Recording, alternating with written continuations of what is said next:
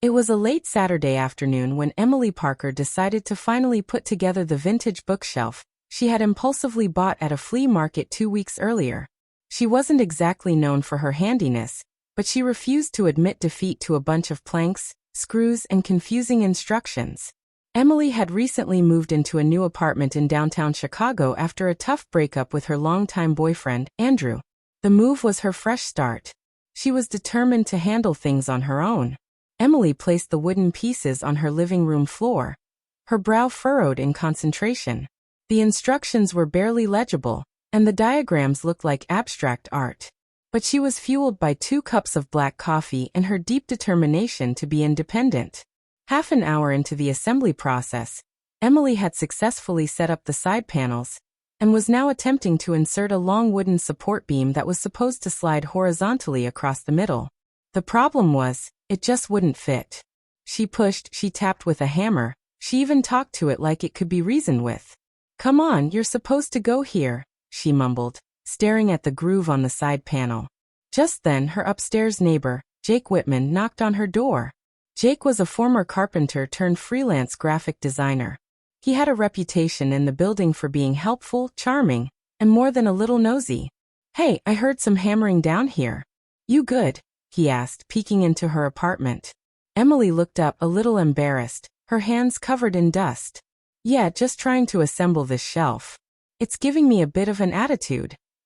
Jake smiled. "Mind if I take a look?" "Be my guest," she said, scooting aside.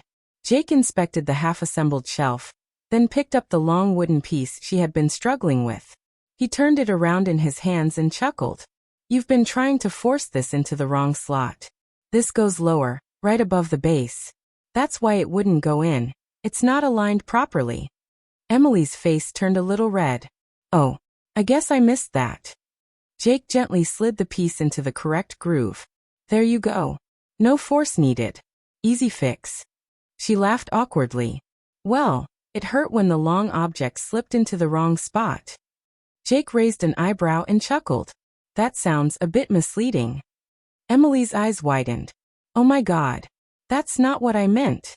"I'm kidding," Jake said, laughing harder now. "Honestly, you made my day." Over the next couple of hours, Jake stayed to help Emily finish the bookshelf. They talked about work. Emily was a freelance writer, and shared stories about horrible furniture assembly experiences.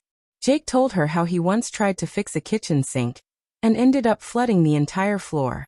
"Let's just say plumbing is not my thing," he said. Once the shelf was done, they stood back to admire their work. It was a simple wooden structure, but to Emily, it felt like a symbol of a small victory. "Thank you, Jake." "Seriously," she said. "No problem," he replied. "Anytime you need help with wood or screws, I'm your guy." Emily laughed, then looked at him more closely. There was something kind in his eyes she hadn't really noticed before, maybe because she had been so wrapped up in her past. Jake, as if reading her mind, said, "So you like Thai food?"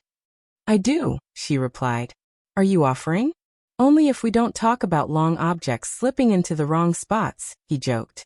"Deal," she said, smiling. They made plans for dinner the next evening. Emily felt a little lighter. Maybe this new chapter was going to be better than she'd imagined. The next day, she woke up feeling unusually excited. It had been a long time since she looked forward to anything social that didn't involve a work deadline or a group Zoom call. She wore a casual olive green dress and minimal makeup, wanting to keep things simple. Jake picked her up at 7. They went to a small Thai restaurant near the river. The food was spicy, the music soft, and the conversation surprisingly deep. They talked about childhood dreams, travel experiences, and embarrassing moments. "I once wore mismatched shoes to a job interview," Jake admitted. Emily laughed. "That's not even bad. I once sent a very private voice note to my boss by mistake. Thought I was sending it to my friend. Please tell me it wasn't." "Too late." It was. They laughed until they had tears in their eyes. The chemistry between them was undeniable. After dinner, they took a walk along the riverwalk. The city lights reflected in the water, and the warm breeze made the evening feel magical. "I'm glad we met like this," Jake said. "You mean over my bookshelf disaster?" she asked. "Exactly," he smiled. Back at her apartment, they paused at her doorstep. "I had a great time," she said. "Same here." There was a moment of silence, charged but not awkward. "Want to come in for a cup of coffee?" she asked, then quickly added, "I mean real coffee, not a metaphor." Jake smiled. "I'd love that." They sat on the couch, sipping from mismatched mugs. The bookshelf stood proudly in the background, a silent witness to their strange but endearing beginning. Over the next few weeks, Emily and Jake started spending more time together. He helped her hang picture frames. She helped him design copy for his design portfolio. They had long conversations, fought over board games, and cooked meals together. Some successful, some not. One evening, as they were setting up a new standing lamp, Emily dropped the long bulb holder into the wrong hole of the lamp base. "Ow. That hurt," she said, rubbing her finger. Jake smirked. "Let me guess, it slipped into the wrong spot again?" Emily burst out laughing. "You'll never let that go, will you?" "Not a chance." Months passed. Their friendship turned into something deeper. They weren't in a rush, and they didn't need labels. They just fit, like that long wooden beam finally finding the right place. One Sunday afternoon, Emily's best friend, Rachel, came to visit. "So how's life with Mr. Fix-It?" she teased. Emily grinned. "It's good. You know, I really thought I was done with relationships after Andrew. But Jake's different. He respects my space, supports my career, and actually listens." Rachel nodded approvingly. "Sounds like you've got a keeper." Later that night, Emily lay in bed next to Jake, watching the ceiling fan spin. "Do you ever think about the future?" she asked. "All the time," he replied. "What do you see?"